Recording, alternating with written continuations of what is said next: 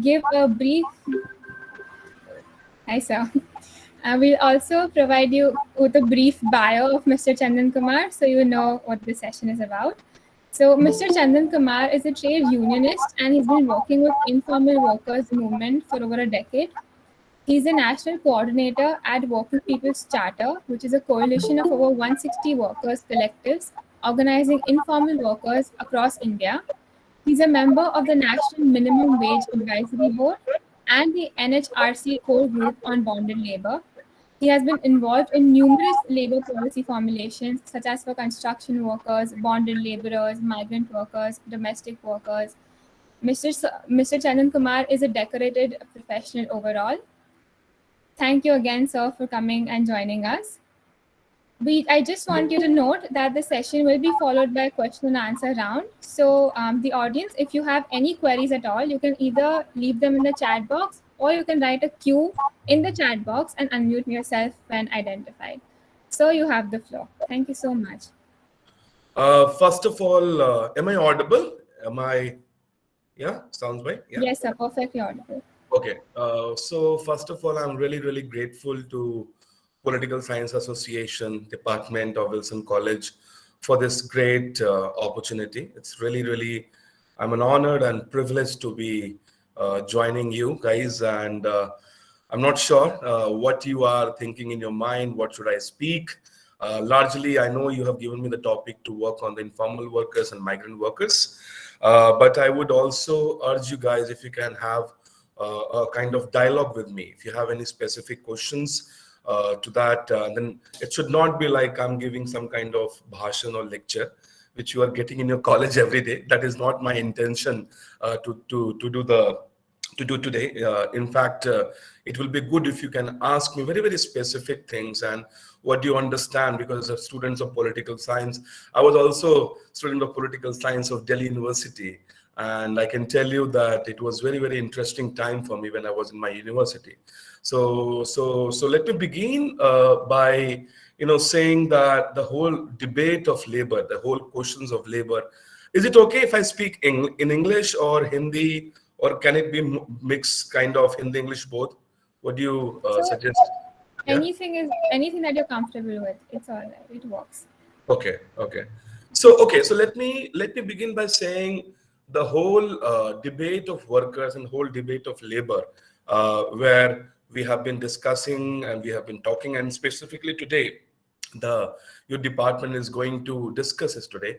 I think the politics and economy both are somewhere down the line as a core of this entire situation, because there's nothing without politics and nothing without economy.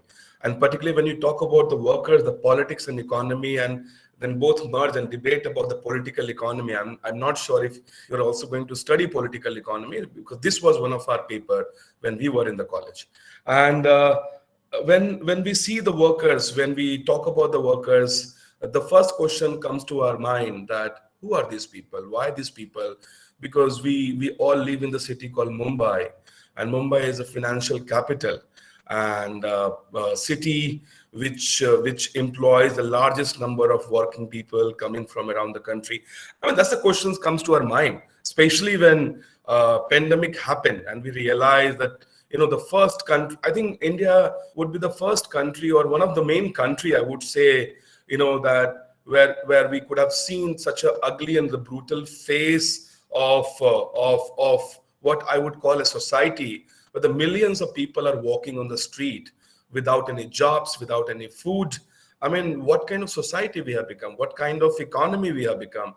And we couldn't even sustain these such a huge population who are coming from the different part of the country to doing what in the city called Mumbai.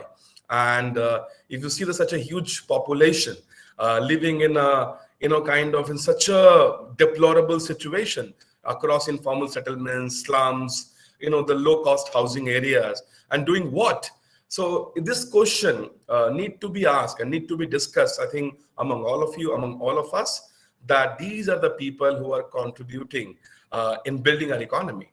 And if I just give you a very quick data of that India has almost 450 million people who falls under the informal sectors, what I would call them. And what I understand, and what as far as the economic academia and the political academia understands, that informal sector constitutes those people who don't have any guarantee of employment. The entire group don't have any security of jobs. People don't have very clear defined wages. People don't have social security. People don't have proper housing. So when you define all these measures on the basis of their employment, on the basis of their access to the labor market, on basis of their relationship with their employers, and these are the people don't have anything. And these people constitute 93% of the total working population, and whose numbers are almost 450 million. And this is the data I'm quoting from the NCUS report, which came during the UPA to government. And look at these people, and you will be really surprised to understand. And you guys are reading about it, so I don't need to tell you, but it's very important to reiterate this fact that these are the people, or the same people, who have been denied the basic rights question, because these are the people who are coming from the rural areas. It's coming from the remote pockets like Bihar, UP, Bengal, Assam, Odisha, northeast pockets of northeast central India. And these are the people belongs to Dalits, Adivasis, Muslims communities. And these people have denied the basic rights. They have been facing the whole injustices, what I would call them, structural inequality, the years of structural inequality, where you have not been able to pay attention on the basic question like a land reform. You never given lands to Dalits, you never given lands to Adivasis. In the name of forest rights, you basically occupying the lands of the tribal people and doing the mining in the eastern India. So these are the people basically who have been denied of the basic rights. And since you sort of disrupted the rural economy, since you have actually rejected their basic rights, and these people don't have any option, they don't have any option but to migrate in such a distressed condition and come to cities like a Bombay and all the industrial areas. If I very interestingly, I'm not sure if you have seen these things, this whole corridor, and you starting from up like a Gurgaon, start from Delhi, then go down to Gurgaon, to Nimrana, Manesar, Nimrana, Dharuhera, go down to Alwar, then Jaipur, then go down to Kota, Ajmer, then you come to Ahmedabad, Baroda, then you come down to Belgaum, Pune. And you can keep going on. You can keep going on and go down till Coimbatore and Madurai down south. This whole industrial corridor, and which includes so many states, and industries by industries. You see all the whole influx of migrant workers coming in search of employment. And you go to any of these industrial areas, there's nothing called labor rights exist. So that's the situation, and that's the number I'm talking about, and that's the industry I'm talking about. And you can just name it, like manufacturing sector, garment sector, the bricklaying industry, the construction industry. So you can just keep going sector by sector across economy, and such a huge working population coming because they face historical injustices, and therefore the whole system, what I would call them, the free market, the free neoliberal market, basically created in order to subsume this kind of workers for extract a cheap labor, in order to create I would call the kind of very greedy and creating a very unequal society, to create a huge wealth which you can't even account for. And if I give you a very small data, there's a recently inequality report, and you see Elon Musk is earning $200 billion in the pandemic, when the entire world is in the crisis. And you see that some billionaires is earning $100 billion, $200 billion. There's a report which says that workers lost $300 trillion in as a wages during the pandemic times.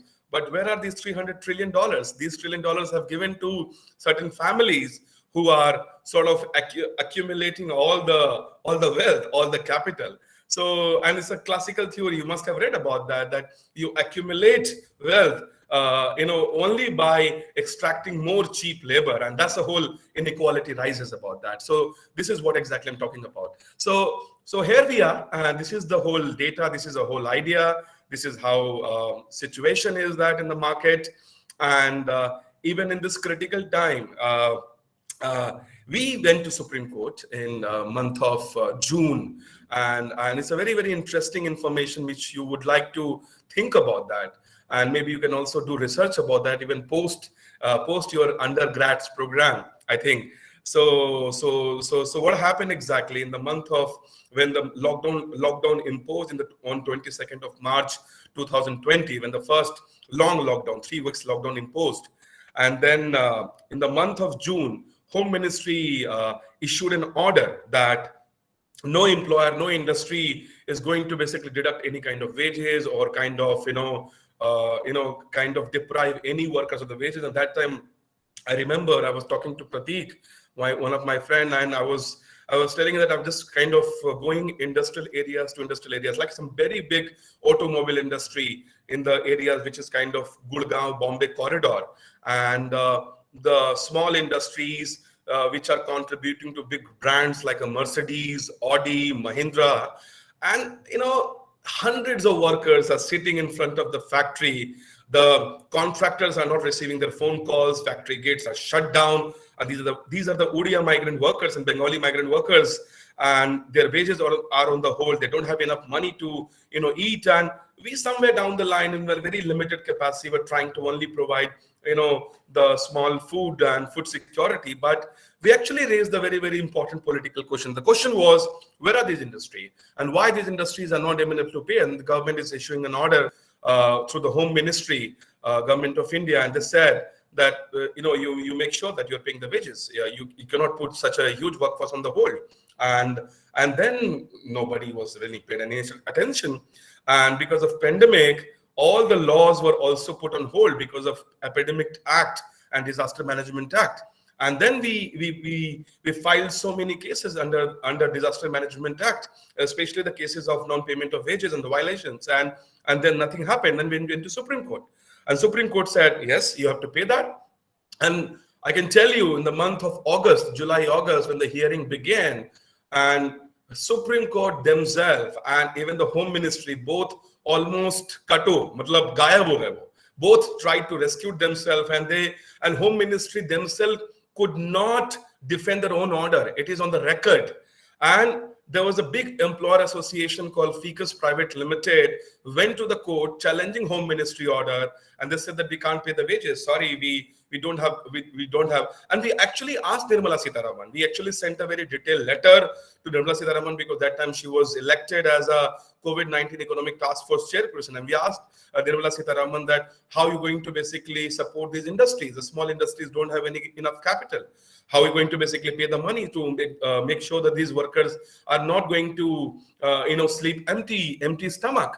And government didn't have any response on that. So what I'm trying to tell you that you see the whole cycle of the journey, and what you see them in your city as a workers, you see their whole trajectory starting from the rural areas, facing all the structural questions, coming to the cities. Cities did not have any planning. They only want their workers, their cheap labor to fulfill the greed for their, the unimaginable, neoliberal aspirations to basically just to do their businesses. And when the, shock happened in terms of COVID-19 pandemic, there was no one who can stand with them. Neither the government nor the court, nobody stood with them. It's only the small support by civil society, the trade union movement, and all the people who could support with them. Support come little bit in terms of food security, but much later stage, not in the beginning. In the initial 4 months, government did not have any idea what to do. There was a complete restrictions. People like all of us were not allowed. We tried to get some passes and we were trying to help, but initial 3 to 4 months, nothing happened. Entire economy collapsed, entire society collapsed, and nobody had any idea about what to do. So in this situation, how to make progresses, how to move forward, it's a difficult question. Now the situation is, government is, after almost 2 years almost 2 years of pandemic, because now we are entering in the month of January. After 2 months, we'll be completing 2 years of the pandemic lockdown.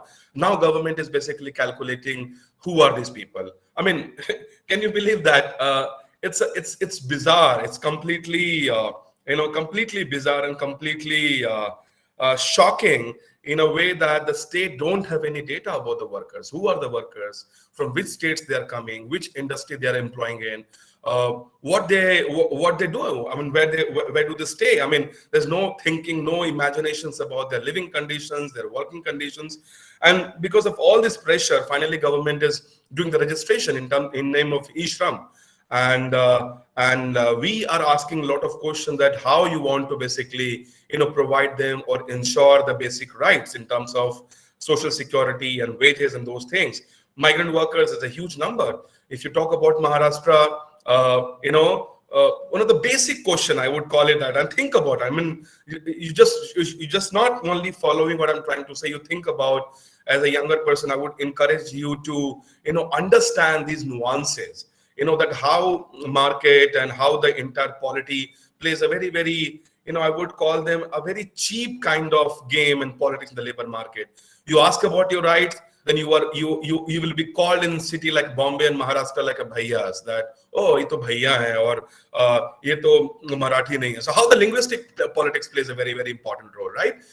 You go in some areas and you will say ki nahi, ye to kya bolte hain, Musalman hai. So how the religion plays a very, very important role, and how these tools and these identity, these kind of very thin line on the questions of your identity, on questions of your religion, on the questions of your whole, means of being in the market, plays a very, very important role. Entire system will not allow you to access and get the basic rights. And this is exactly what is happening. COVID situation has exposed this reality in very, very good manner.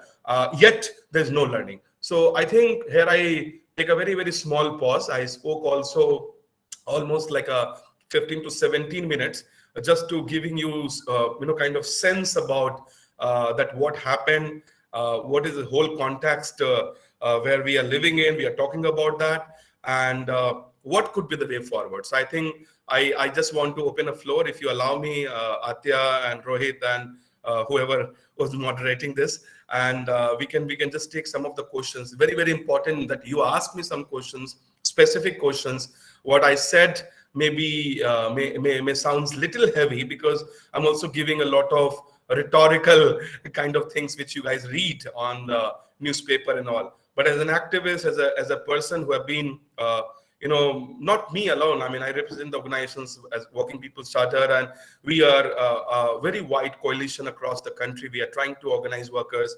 We are trying to basically frame the political, social, cultural, all demands of the workers, and make sure that these demands are also getting some kind of translation in the policy language. And we also achieve something by using the space of what we call the workers' right, which is very much enshrined in the Constitution of India. And especially in the today's context, it's very, very important that we talk about Constitution, because that is our basically Gita, Quran, and whatever you call it, where we have to really, really make a reference and make sure that whoever are sitting in the political system or political dispensation should understand that what is their role and what they are entitled to do when they're sitting on there. And this is their responsibilities and duty to make sure that they're delivering on that, because people have elected them. Yeah. Thank you. Thank you so much, sir. Thank you. Sir, there's already a question in the chat box by Anirudh. Would you like to read it, or should I read it out for you, sir? No, I can read. What rights do you see the gig workers getting in India in the near future? See, we are working a lot with the gig workers. Aniruddha Fadke. Okay. Hi. So Aniruddha, I think we are one of our very strong constituent of the Working People's Charter is Indian Federation of App-Based Transport Workers, and that constituency is organizing Ola, Uber, Swiggy, Zomato, and all kind of workers. See, the problem is, I give you a small example, and then you understand that how gig economy, platform economy functions.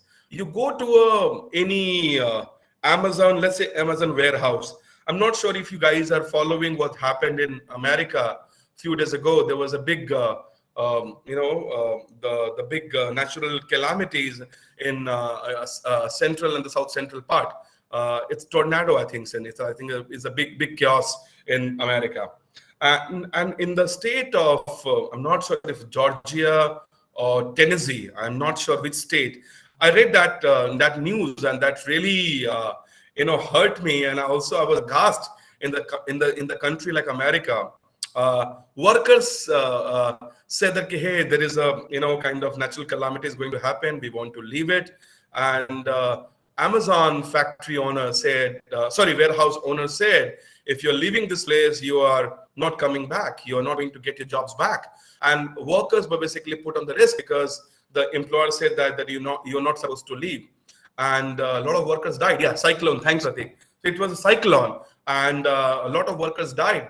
And that story, featured in across social media, across all the big newspaper published it. So you understand the kind of thanks, Sana, Kentucky, and you see the situation where even in such a situation where the cyclone is going to happen, and hundreds of workers got stuck in a warehouse of Amazon, and they wanted to go home, they wanted to leave. There was a very beautiful WhatsApp conversation also flashed where a woman is asking her partner that, hey, are you going to come back home? And he's saying, no, I'm not allowed because my employers have asked me not to leave. And if I'm leaving, then I'm going to lose my jobs. There's no jobs. And then she's saying, I love you. I hope you'll come back and we'll meet. So such a emotional message appeared on the social media and also in the newspaper. And I mean, what do you expect in such an economy, Anirudh, where your employer is saying that you're not allowed? And of course, Amazon is part of gig economy. And I give you an example because this example is very, very relevant what we're discussing here in India today. You go to Amazon factory, there's a big warehouse, and you go and you see there's hundreds of product. So you go there and let's say that as a big warehouse belongs to someone, let's say that person A and Sons own the warehouse. You go inside and you will see that there's so many products. You name the companies and you will see OnePlus to this company to Samsung and etc. So the one warehouse owned by some random people, there are products of hundreds of companies. Then there is basically delivery boys belong to some other random companies who have only a contract to go pick up the parcel and deliver at your doorstep, right? And this entire business, this entire thing, this entire operations, starting from the procurement to the warehouse, to managing the warehouse by the different companies, then to the delivery boys who come to your doorstep, and nothing owned by Amazon at all in India. You go to and talk to government about that, and government will tell you, oh, this is not the labor question, this is a Ministry of IT. They have to regularize, they have to make sure that the apps they are using, which has a server in San Francisco in Bay Area of California, and therefore we need first some IT policy to regulate these people. You go to the IT ministry and they will tell you, okay, hey, we have not been able to do something. No, we don't have any policy. You better go and talk to Commerce Ministry because Commerce Ministry have given them license to function that. You go to Commerce Ministry, they'll say, hey, we have just given basically a permit to do the business. We have nothing to do about the workers there and all the operations. So you better go and talk to Labor Ministry. So as an activist, I'm going round and round and to multiple ministries with these questions, and I don't have any questions because government have not created any policies how to regulate these warehouses. So you understand the complexities. You understand same thing with the Uber. A Uber driver, a young person, with the engineering degrey, lost his jobs in the pandemic time, have nothing, working for 12 hours, 14 hours, and at the end of days, what the person he or she is earning is a big question, because you're not even earning 400 and 500 rupees, because Uber is basically deducting all your profit. You book your Uber, there's no regulation for the Uber like Amazon, right? You pay the money, your money is basically getting deducted. It is being accounted in some offices, being functional in San Francisco. From there, the money transferred to Gurgaon office. Gurgaon office basically reimburse all your money. So you look at the way the capitalist system, this entire this whole, I don't understand perfectly well. I can tell you about that, and nobody understand. Even the people. I mean, you go and you write to the Government of India, and they will reply you. Nobody understand that. As a first step, now the government is bringing a new law called the Labor Code on Social Security, and for the first time in history of India, now they have recognized gig worker. That's a good step, I would say that. But you don't have any mechanism to regulate these companies. And if you can't regulate this company, how can you set the accountability for these companies? So these are the basic problem we are facing. For the gig economy, Anirudh, there's nothing so far. As far as the regulation is concerned, you can't talk about the wages, you can't make sure the working condition, you can't talk about their working hours. So all the basic labor rights, fundamental labor rights question, you can't ask them because there's no policy. Now the situation is our constituents, IFAT, has gone to Supreme Court. WPC has a research unit called Labor Access, and Labor Access basically has helped thinking, designing, understanding how to do it. And now we are going to get some relief. I'm not sure. There are two very progressive judgments. One by the California State Court, where they have said that you can't get away by calling them as a partners. If you are an Uber driver, you are the workers of the Uber. It's the Uber company's responsibility to make sure that you're delivering on the labor rights. Similarly, the London Municipal Court also has given an order that you can't get away. You have to make sure that you are considering these people as a workers, and you have to share all your profits, whatever you are earning from them. So these are two very, very progressive orders from California and London, and we are trying to argue because Indian judiciary is quite progressive in that way, and they also basically take a lot of references of other international orders also. So that's where we are on the gig economy, and I hope we'll have a more struggle. There are a lot of strikes.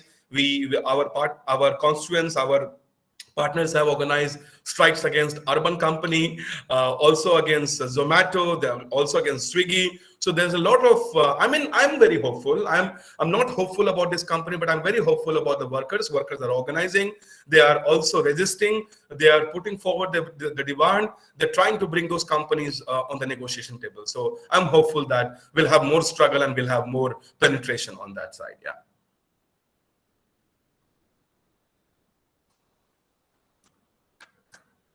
Thank you, Anirudh. So I have a question about migrant laborers. So a lot of the ID proof, I think most of the ID proof that we use is tied to, address proof. You have to prove where you're living to get the ID proof or to get it verified. And a lot of these migrant laborers obviously tend to have shifting addresses. They don't stay in one place. They don't have a permanent. So when it comes, and there had been stories in the news that migrants were turned away from ration shops because they did not have a valid Aadhar Card proof. So is there anything that the government is doing to help with this, address the problem in general, See, we are a country of cards. We have so many cards. So whenever the new government comes and they said that we'll give you the one card. So starting from Aadhar Card to the RSBI, then voter card, then now e-Shram card, there is a welfare board card, there's a construction workers board card, cards and cards. So there are so many cards. This is also very funny, the politics of card, that how these cards function and how these cards, basically, benefit effectively well, I would call, especially to the political dispensation. Okay. So I think this whole debate about that, who's citizens and not the citizens. I mean, I'm sure you're going to, I'm not sure if you have read Thomas Hobbes and John Locke so far. We read in the Western Political Thoughts. It used to be one of our book and chapter on that. So, Hobbes has argued very efficiently, I would call that, in 17th century, I think 16th century, I'm not very sure. And Hobbes talked about the social contract theory. And what is the social contract theory? The social contract theory talks about that my relationship with the state. And who am I? I mean, you treat me as just a vote bank. You treat me as a citizen. You treat me who? I mean, that's totally up to you. During the election time, if some people are following what's happening as far as the political development is concerned in the country, and then you will understand that how politics work out very well. Atya, and it's very, very interesting that from the last 1 year, the farmers have been staging protest, and people call them Khalistanis, terrorists, anti-national Naxals, and all sort of things, etc. And one election comes, and entire game is changed, the UP election. And so you understand that how Thomas Hobbes, was so amazing in terms of his analysis about the social contract. So he argued that if my relationship with the state, and I'm electing you, I'm choosing you, and if you don't give me what is my share and what is what I'm entitled for that, then you don't deliver and I don't consider you. So this whole idea about that the relationship with the state and citizens is very, very interesting, and you see it is very, very visible in the farmers movement. And now the same group, same political party, same group now calling them farmers. They're apologizing. They're saying that, no, we did wrong, because they realize that they are going to have a bad time in terms of election process. So what I'm trying to argue here, there are two things. One thing is that the cards are just a one medium. Cards doesn't deliver you. It's all about that who are you, whether you are part of your vote bank system, whether you're going to basically be benefit for that particular party for that political situation. So if there is an election, there will be a lot of money transfer in names of Kisan Atma Samman, Shramik Mandhan, so many programs, so many yojana. So it's a very, very tricky thing that whether you have a card or not, whether you are entitled or not, but it all, especially in context of India, everything functions on the vote of politics. So if you are at the right time, at the right moment, if these migrant workers, I mean, people like me, can keep criticizing and keep shouting, hey, look at these workers, millions of people, nothing. But are these people really, really relevant in your political game? No, they are not. They are not. Look at the way situation in the upcoming elections in Punjab, in UP, all these elections. And as a student of political science, I think you should definitely, you must understand these nuances, must, analyze it very, very, analytically and also critically, that these cards, remain useless until you use them at the right political moment. And if I would say that, there's a huge migrant population, and it's like, hey, we love this political party. We feel that they did very good, and we are going to come and vote for us.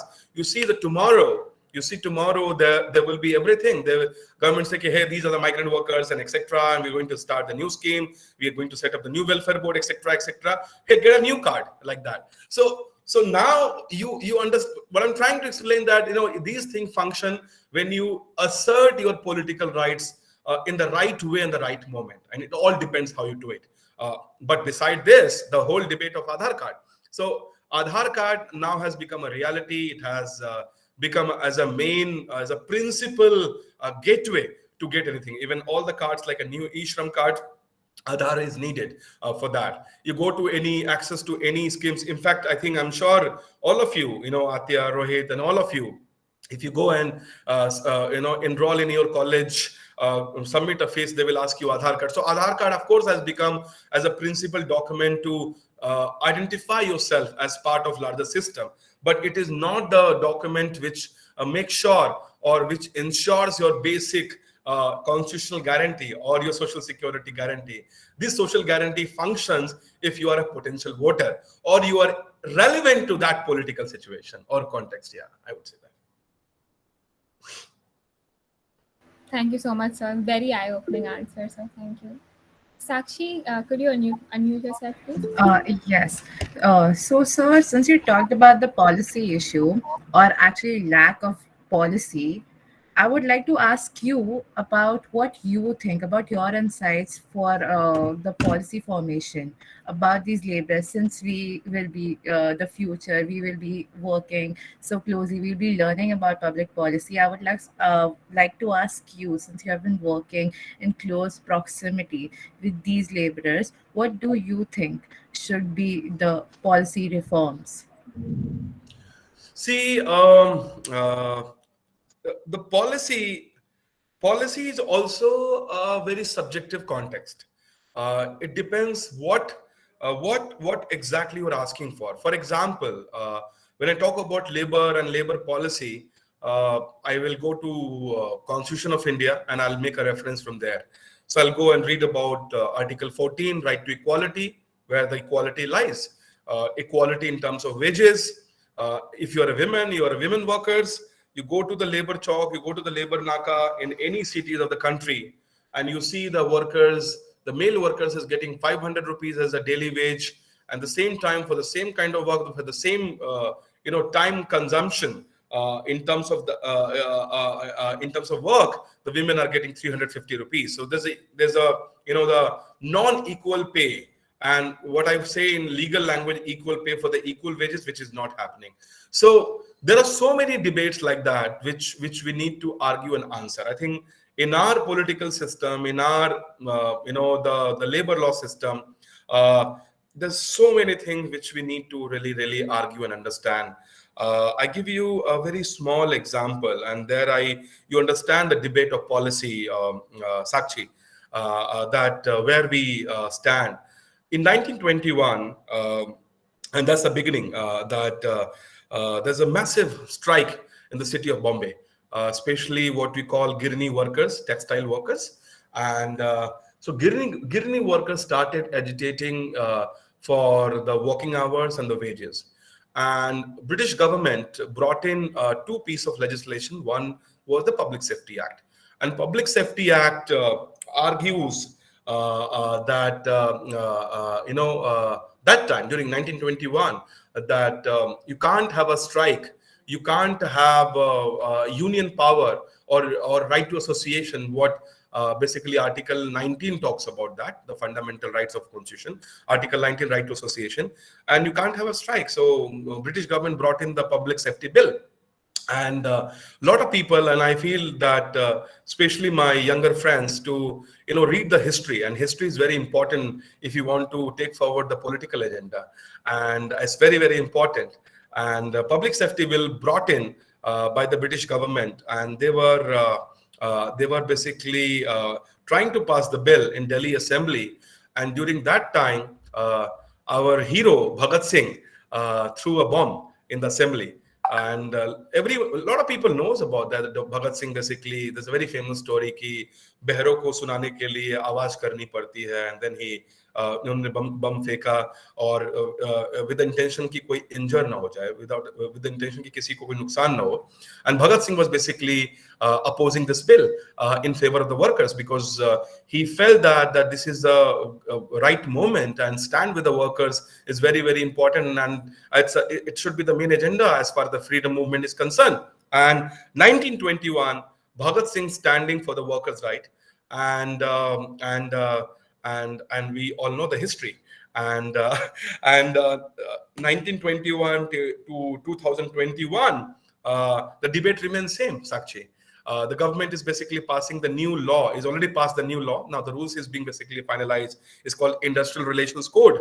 And this code is advocating the same thing. They're saying that you can't have a strike without permission of employer. You can't have the union power because your employer have not allowed you. So the debate of 1921, where our young freedom fighter Bhagat Singh is fighting for that, and now 2021, even after 100 years, exactly the same debate on the labor policy. So it's interesting. I mean, as a practitioner, as a practitioner of political science, as a practitioner of labor rights, I feel wow, it's a full circle. It's like 360 degree, and we come on like on the same stage, and there's no progress. But that's a reality. 1921 is the struggle starts, and 1923, the first labor law in India enacted is called the Workers' Compensation Act. And then 23, then 26 Trade Union Act, then so many laws basically enacted. In 1948, Minimum Wages Act, 1951 ESIC, EPFO, to contract labor in 70s, bonded labor in 76. Then there's a plethora of laws enacted. And this government is trying to change all the laws in terms of codes. So as a labor policy, Sakshi, there's a fundamental rights basically gives you the whole framework, what we call them labor rights. Article 14, right to equality. Article 19, right to association. Article 21, right to life. All these basic fundamental rights provisions give you a leeway, or give you basically a lens where you can enact the labor rights, or enact the labor rights legislations. This is what we did over the years, before independence, after independence. And and because of a lot of arguments, a lot of our freedom fighters argued for that, talked about it. And yes, 1920. And so you see that a lot of laws basically enacted even before India got independence. And as you rightly pointed out, 1921, the whole industrial relations situation. So I think where we have come now, and where we have arrived, is a very difficult time. That whatever we have achieved it's not the government who enacted the policy, the law. It's all about the workers' struggle. It's all about the whole fight and resistance and argument, and bringing this whole issues on the policy table. And whatever we have achieved now, that is being washed out. Now that is being wiped out, and therefore at this moment we need to really argue that how our the freedom fighters, all our trade union leaders, our workers leader, what they achieved over the last 100 years, now that is going down. So if you talk about the ILO principles, the fundamental principles is what just I talked about, that the whole debate of social security, the whole debate of wages, the whole debate of the working condition, the whole debate of industrial relations and harmony. So all these basic principles of ILO, all the basic principle of labor rights is very much enshrined and embedded in our Constitution of India, that come with the whole historical journey, and now it is being diminished. So I don't know what to say about that, but we need to really revisit those promises. We need to really redefine those promises and make sure that the whoever sits in our system, or the political, the ruling regime, they should not manipulate and should not push away those rights. Yeah. So the task ahead is going to be long. Nobody has any answers, but one thing we can all do, we can organize workers and make sure the workers understand their basic political rights and constitutional rights. That's all I can say. Yeah.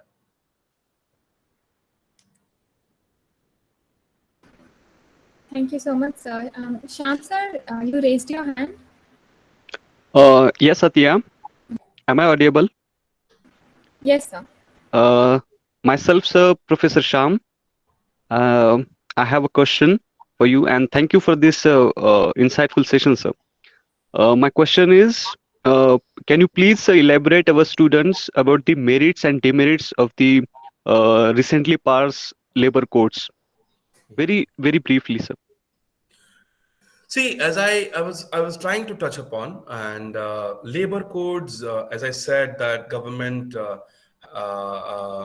have sort of aggregated all the 44 labor laws. In very precise terms, the 29 labor laws have become 4 new labor codes, but a lot of labor laws which become very irrelevant because of the time. And when the government started this exercise, it was 44 labor laws. And the discussion started in 2002, when the Vajpayee ji, Prime Minister, and he formed a committee called the National Commission for Labor 2, which was very popularly known as Ravindra Verma Commission Report.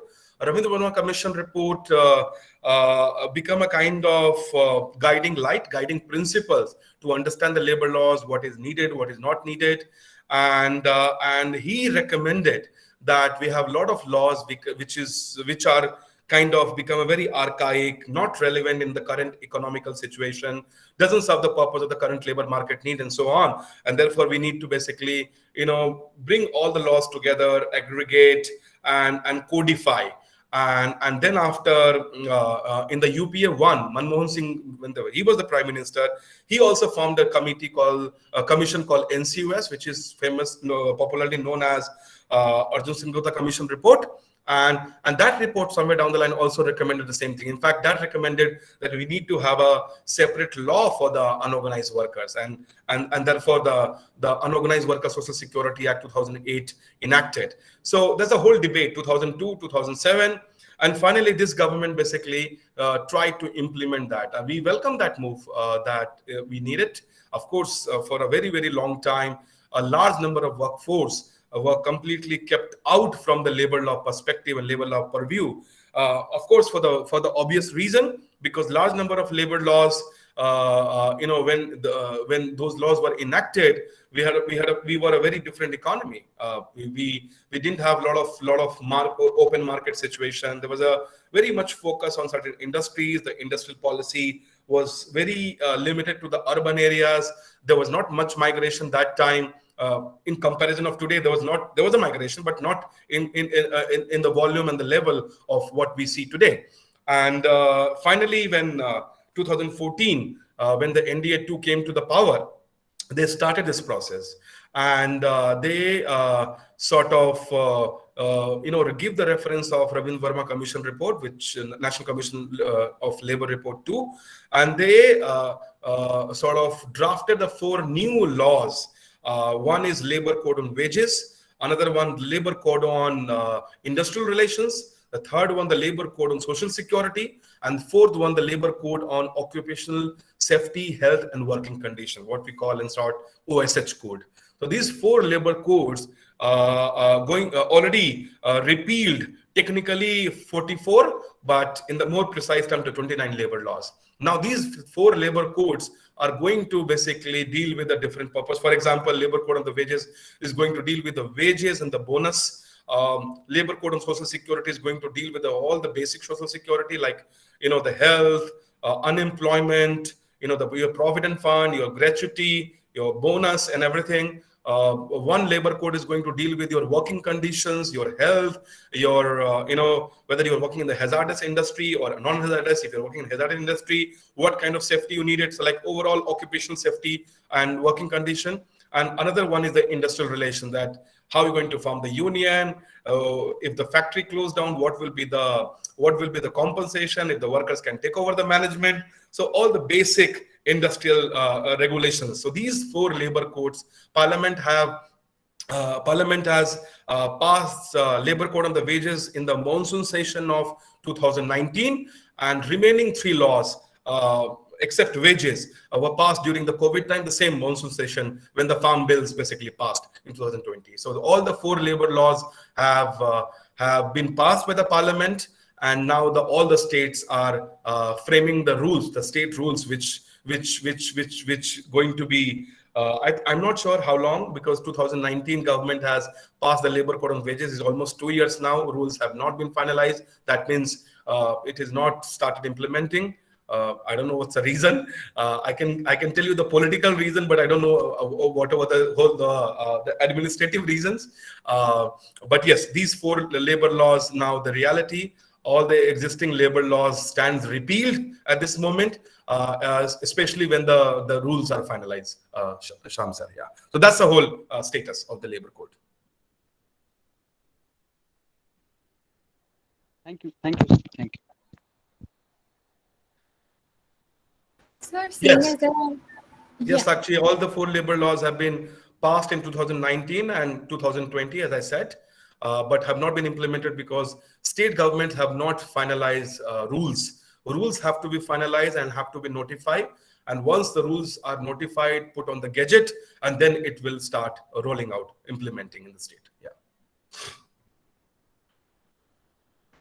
Sir, just to inform you, Sakshi and Yamuna Devi were just doing running notes along with you as well. So just in case anyone's internet were to go out, so the Google Meet, the chat box might be them updating us on the notes, just to update you. And sir, since there are no questions as of now for you, if you could go back to your talk, or we could wait for more questions, anything works. So if you have more questions, then please put it. I'm happy to pick up from chat box and answer.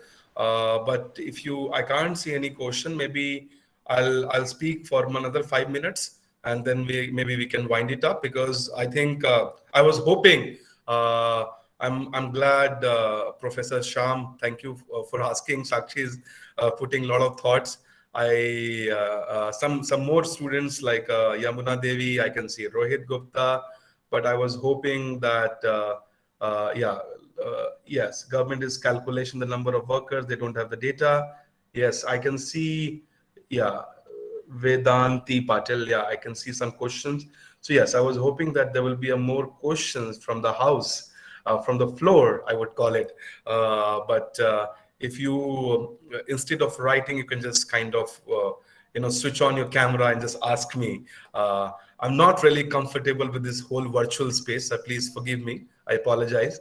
I'm still not very used to of these virtual space. I wish I could have come to your college physically and could have interacted you, but that would be the real world, like a physical interaction, like human to human interaction. But yes, hopefully I will in future, since I live in Bombay, so I'm very happy to come down one day.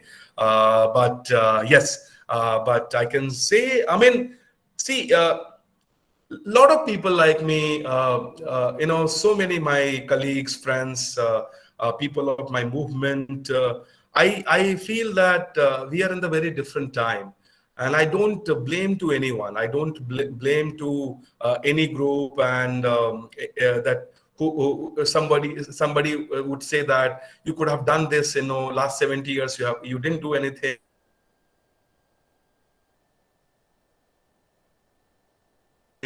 Somebody say that, last 7 years, no, you don't do anything. I think basically decides on politics. And I'm glad that you all are studying politics. That is my favorite topic and favorite subject. But you don't only, I mean, we used to do the reference of a lot of books like Andrew Havood. I would call them like understanding political thought. We used to read a lot of, Foucault, Hobbes, Locke, Machiavelli's, Rawls. These are the theories, in context of India. Since you're in Maharashtra, I would say really, really urge you, please read intensively to Phule, to Ambedkar, to Annabhau Sathe. Maharashtra has a whole history of the labor movement, and I'm glad that you guys are in Bombay. And that's for me the historical city, the working class city. And so whatever you're reading in your books, come out. I mean, I used to have Sham sir in a very healthy relationship during my student days. We used to have a very, very intense discussion with our professor, with our teachers. We what we used to learn from our professor, we used to argue very intensively. We used to quote it that Hobbes said that, but in our context, Ambedkar argued very differently.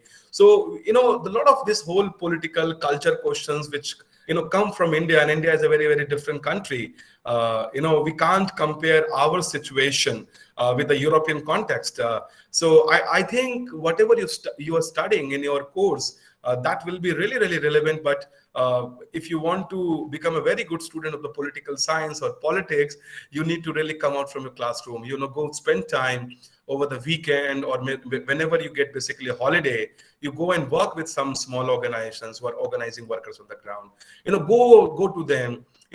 Find it out, another text which is beyond your the course curriculum. Go read.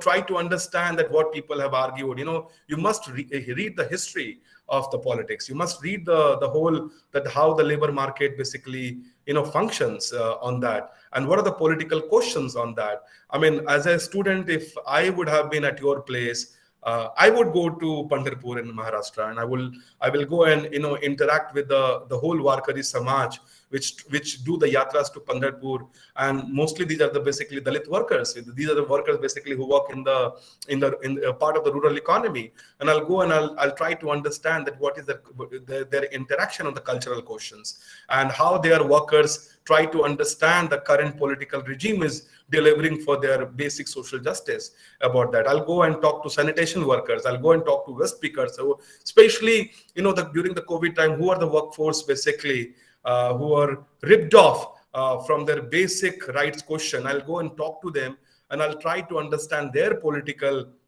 understanding when we talk about the labor rights. So I think it's the best time of your life. I would say that.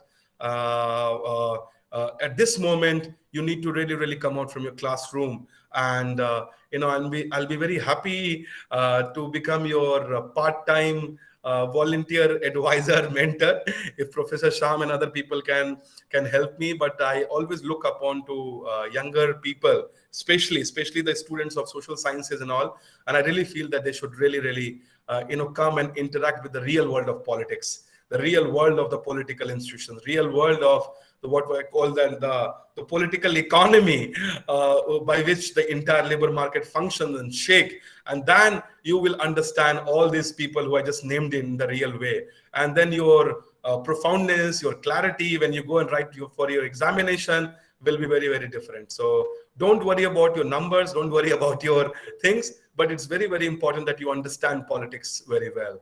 And here I basically would like to stop now, because I don't want to basically give you only technical knowledge, because politics is not the technical knowledge only. Politics is not about thing.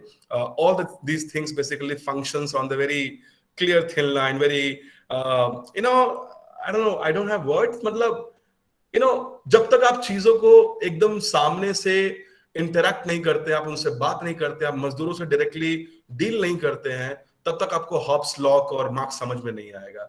अगर आपको marks को समझना है तो आपको marks की theory जिस पे आधारित है, जिस पे बेस्ड है, उससे आपको मिलना पड़ेगा. You have to meet them in physical and then you understand that. So, but I'm sure that your faculty will help you to guide you. This is how we learned and grew up reading political science. Thank you so much. Thank you so much, sir, for your kind words. Sir, we have a question from Atharva. Atharva, would you like to unmute yourself, please? Yeah, thank you. Thank you, sir. I would like to ask one question. Especially during pandemic, my father works in account department in Camlin, and they basically have factories all over India. So there was one instance in Jammu and Kashmir where the workers were told that they are no longer employed suddenly. But the thing was, they stayed and worked, but they never got the pay. And when the inquiry was set in, it was said that there is no institutional background for such kind of instances. And I'm sure that there are many such cases where there have been no precedents for such kind of incidents. And many of times these things are not actually calculated. So is there kind of a framework or a way for laborers to help and to get support in such kind of situations institutionally? Yeah, absolutely, Atharv. See, in case of your father, legally it's a layoff, what I call layoff, and Industrial Relations Act, basically, now the code, it talks about that no employer can lay off to anyone, and especially during COVID. I mean, it's a crime. You can't fire anyone. You can't ask anyone to leave your employment and your workspace. And if somebody did it, it's an absolutely criminal offense, in my opinion. And also, as per the government policy, what government has announced it. You have the legal tools. You have the. This is a very. I'll definitely leave my email ID, and you can write me in detail. I'm happy to answer your technical question. But in the law of labor, law basically provides you that if somebody is laying off, somebody is asking you to leave, you can challenge it. And you can ask them whether you have a formal employment or not, whether you have a contract or not. Even in that situation also, nobody can kick you out. And I understand your father must be in kind of very organized sector, even in the informal sector where the workers and employer don't have a relationship. Even in that situation also, you can't ask someone to leave. But in law, definitely you have a lot of tools to make sure that you are reinstated in your employment space, and you cannot be kicked out. So, Athar, I'm happy to give you more legal argument and technical argument and I'm also happy to, in fact, you can talk to our lawyer friends, because Working People Charter is building a very, kind of powerful network of lawyers, what we call them lawyers for labor. So Lawyers for Labor is a new initiative which WPC has taken, and now we are going to mobilize different lawyers working in the district court, on the state court, industrial courts, high court, and make sure that the whole bunch of lawyers are available for a lot of people like you as far as the labor application is concerned. That is one of our flagship initiative. Our friend Prateek is coordinating that network, and you can touch base with Prateek for more information. But yes, this is what we feel that this is one of the main responsibility we need to really take it up and deliver on that to creating this situation. Yes, Anushka, floor is yours. Please ask me. Yeah, so we saw in these COVID times that many politicians saying that laborers from this particular state cannot work in our state, and laborers from Maharashtra cannot work in Gujarat, laborers from UP cannot work in Maharashtra. These kind of statements were very common in the COVID time. So, is there any specific law stating that laborers from any part of the country can work anywhere they wish they want to work in, so that nobody can stop and pressurize them? I mean, see, these are just hawk, and these are just a kind of I would say that propaganda, because I always say to all my friends that our main reference point is Constitution, and Constitution talks about free mobility and movement to anywhere. I just talked about Anushka, that the whole argument, especially in the states of Maharashtra or many other states, you go to Gujarat, and you will be named on basis of your identity, that you are from UP and Bihar wale bhaiya, you are Bengali, you are Udia, and those kind of things basically, and you will be discriminated on the level of the linguistic, your identity and everything. But there's no such thing. I mean, it's all hawks, it's all propaganda that you can't go there. I'm a worker, I can go anywhere, and I'm entitled, I'm constitutionally eligible, and I have all the legal rights to work for anyone, and nobody can stop me. Even I'm working as a domestic workers in Anushka's house. I have a whole right that if I'm not happy with Anushka's response, then I can go and work with the Atya. So I'm free, and Constitution guarantees me that I can choose my employer, I can have my own bargaining power, I can decide my wages as per the law. So there's nothing, no restriction and no curb as far as my mobility is concerned. Yeah. Thank you, sir. Yamuna Devi has a question, I think. Yeah. So my question is about the living conditions of the migrant workers. Like they don't have their private properties. They, like, some of the workers lives on the streets, and they are considered more or less considered as a beggars. So what you will say about those who don't have their private properties? See, I don't know if I've understood your question correctly, Yamuna Devi. See, the whole debate of migrants and migrant workers, I tried to explain that how migration and the labor market of migrant workers functions. The situation of rural economy. The situation of the way the entire rural-urban continuum function. If you read the economic survey report, which Government of India basically produces before every budget, every year there's an economic survey report. So it is roughly believed that the seasonal migrants, what you're asking me about seasonal migrants will be between fairly 115 to 120 million, which is मान के चलो 11 से 12 करोड़ के आसपास लोग हैं. And these workers basically come, give you a small example. There's a huge Odia workers from Western Odisha migrate to work in the bricklines of Telangana and Karnataka. So you go, I'm not sure if anybody is from Hyderabad, but you go to the Hyderabad and all the neighboring district, which is Medak, Rangareddy, all this, the greater Hyderabad Municipal Corporation area, you will see that the workers work in the bricklane.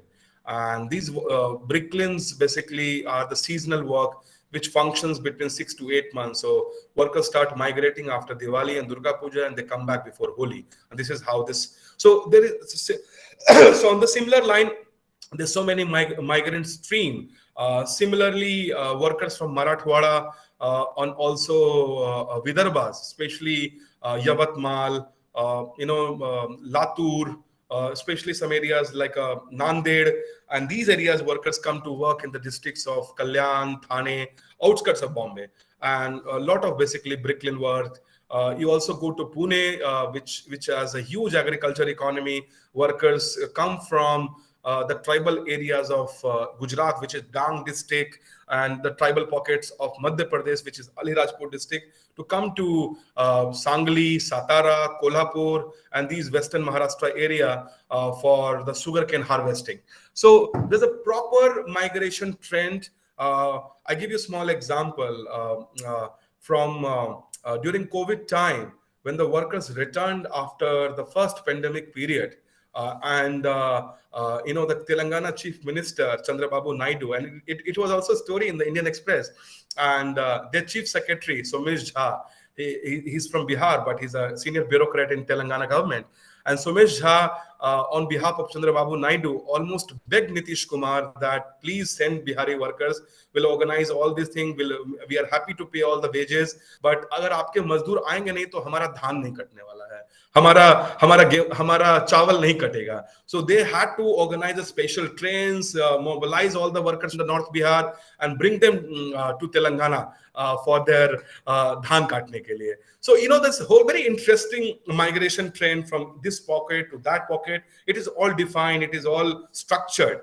And so you talk about the working condition and you go, you are in Bombay, you can just, next door, you can just go to Sangli and Satara. You see that those tribal people coming from Gujarat, those Dalit population coming from Marathwada, and they work almost 8 to 12 hours in 150 rupees. Their wages is 150 rupees and 200 rupees.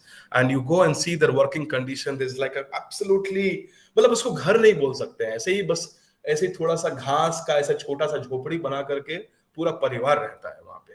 और it's a, well, I don't have words to explain. That's why I'm encouraging you guys to go and travel to some of the areas. Just take a overnight time on the Friday. Go. I'm happy to connect with some people, such people who are working in that area, and you see the working conditions. So 120 million economic survey report is a very moderate data. I would say that at least 200 to 250 million. And I really urge you to read a book. And one of my favorite academia is called Professor Jan Bremen, and he's a professor emeritus at the University of Amsterdam. And he written a, kind of very, one of my favorite, for me, his book is called Wage, and he coined a very interesting word, the way rural economy functions, the way migration happened. And you rightly asked me, Yamuna Devi, about the questions about the working condition, living condition. There's nothing called living condition. There's nothing called working condition. There's no concept. They're not even getting proper wages. Forget about the working condition and private property and housing and etc. This is like kind of distant dream on that. And what Professor Bremen, has coined a word, like 90s, wage hunters and gatherers. So these are the wage hunters and gatherers, basically traveling in such a banana republic where there's no impunity. There's no accountability on the state to make sure that these workers have a basic constitutional rights. So I'm sorry, but yeah, this is the situation we're in right now. Yeah. Thank you, sir. So, but please read Professor Jan Bremen, and his books about informal workers is one of the book which will give you the political economy, the whole wider idea of political economy of the India's labor market, and how migration, basically the politics of migration contributing to the economy, yet the state is not recognizing it. It's very interesting book. Yeah. Thank you so much, sir. Sir Rohit also asked a question in the chat box. He asked, can you elaborate more on Working People's Charter? Yeah, the wage hunters and gatherers is just a word. The book is you just put the Bremen's book and the 2-3 books about the informal workers and the whole politics of migration. The 2-3 books basically, but these are the words the Professor Bremen coined it, and that become the kind of word which people use it, like the way we use it. A lot of things, lot of phrases. So these phrases become the main phrases of the academic writing, I would call it more about that. So please read the Ian Bremen's book. Working People's Charter is a coalition of the workers' organizations. It can be unions, it can be CBOs, it can be small civil society organizations, especially the workers groups who are organizing workers. WPC is a movement. We are not any kind of I would call that any structured kind of organization. We are building a demand which can be used for the political bargaining with the state, with the industry. So Working People's Charter Coalition is a movement of the workers' organization. Working People's Charter has three sister organizations. One is called India Labour Line. We set up a workers' helpline called Mediation, the Legal Aid. We are doing the mediation and legal aid for migrant workers and also non-migrant workers, informal workers in 5 cities. At this moment is Bangalore, Bombay, Lucknow, Delhi, and Hyderabad, 5 cities. And it's been 4 months we started this, and we have received almost 11,000 calls so far, and we have resolved we ensure the wage recovery of over 6 crores rupees, which workers basically lose it as a wage theft. So India Labour Line is one of the initiative what I call Nirman. So when I talk about Sangharsh, which is struggle, we also have to construct something. So Working People's Charter believe in Sangharsh and Nirman. So India Labour Line is part of our Nirman agenda. We are trying to construct something. Let's see how it goes. And second thing is about the Lawyers for Labour. We are building a network of the lawyers. The third thing is the Labour Axis, where Labour Axis is basically a policy think tank set up by WPC. And we are working on the number of ideas, number of areas. Recently, we come up with a report on the workers' housing. So Yamuna Devi, your question, please visit our website and read our report on the workers' housing. And then you will understand the whole politics of property and private property and what does it mean for the workers. That I think you will like that report. We are working on the multiple reports at this moment. We are also exploring possibilities if we can come up with a national report on the wages and the wage violations. So number of reports which basically come from our workers' constituencies. And the fourth thing is we are working on the network called Sanchar. So Sanchar is basically we are setting up a network of interpreters. Whenever we organize meeting, there's a workers coming from rural areas. Kannada people can't talk to Telugu people can't talk to Malayalis cannot talk to Tamils, Tamil people cannot talk to Marathi. So we have a huge linguistic boundaries. So we are trying to basically set it up so that even in the one meeting, people from the different linguistic states can interact to each other. We are trying to develop a software. So these are the 4 initiatives of the WPC. But WPC is basically remain as a thought leader, and we want to basically change the politics of the workers. Let's hope so. I mean, this is what we are at least attempting to do. I don't know how much we will be successful, but we are making some efforts and progress. Yeah. Thank you so much, sir. Thank you for explaining everything in such detail as well about all 4 organizations. Seeing as there are no more questions in the chat, Sakshi, would you like to propose a vote of thanks, sir? So firstly, I would like to ask you, does your organization take up volunteers? Because I would personally love to volunteer. I mean, it will be privilege. I hope. Of course, Sakshi, you're most welcome. Please, please come. Please come. Thank you, sir. We have a small office in Worli, but that is very, very small office, but enough to have some of yours for sure. Please come, and we'll be happy to. And WPC has presence from Jammu Kashmir to Tamil Nadu and Gujarat to Manipur. So our constituencies are partners in almost 27 states. So anybody wants to work in any sectors and any states, we'll be happy to find a space for you. So it's totally up to you which state, which sectors, what interests, what time. So it all depends on you. But come with a very clear commitment. I mean, you come with that, yes, I want to do something like this, this period, that time, that month, that sectors. Come with a very clear agenda, okay? So yeah, that's my request to all of you. Yes, sir. I would now officially like to give you the vote of thanks on behalf of the entire Political Science Association. We are grateful that you did take our time and had a conversation with us and gave us your insight. And I would also like to thank the participants for joining with us and for also joining with us for the whole entire Human Rights Week. Thank you so much, sir. It was a great pleasure having you here. Pleasure is all mine, Sachi. It means a lot. Thank you for inviting me. I'm always up. I mean, I'm always up to meet you guys and contribute. But I also expect a lot of lot. I have a lot of expectation from my younger friends. So please, yeah, anytime. Just buzz me. Yeah. All right. Thank you so much, sir. Thank you so much. I would like to tell the participants that the feedback form link has been circulated in the chat box. Please do fill the form.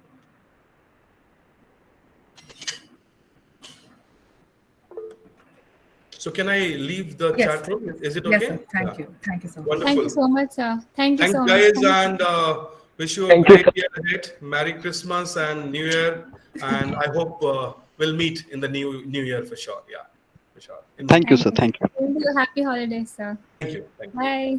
Thank So on this note, I would like to formally announce that our Human Rights Week has been concluded. We total have 5 sessions and 2 activities in this week, and we received a very good participation from everyone. So today we have, I think Sham sir left or he's there. Sham sir and Purnima ma'am, our HOD, our professors. So I would like to ask them if they have any word or something to share about the Human Rights Week. We will be very glad to listen them.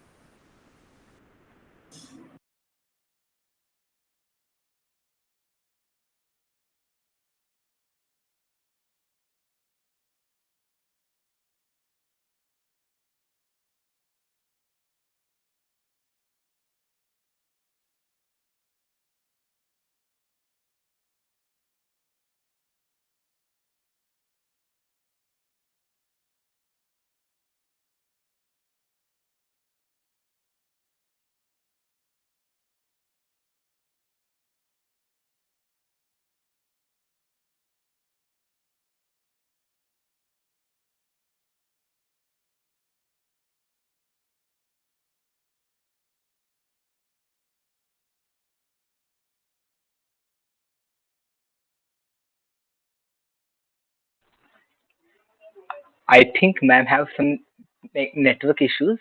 So thank you, ma'am, and every participant here for being throughout Human Rights Week. It was a great pleasure. Just do fill the feedback form because it helps us to organize better sessions and have a better future organizing experience. Rohit, would Yeah, you like to thank you take so. over? Yeah, thank you so much everyone for joining us in the Human Rights Week. Thank you so much everyone and Purnima ma'am for keeping silence till the last moment. Yeah, thank you so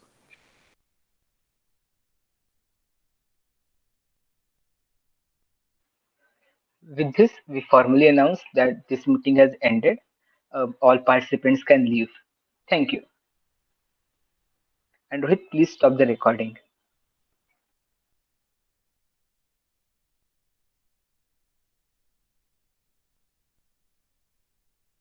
Yeah, I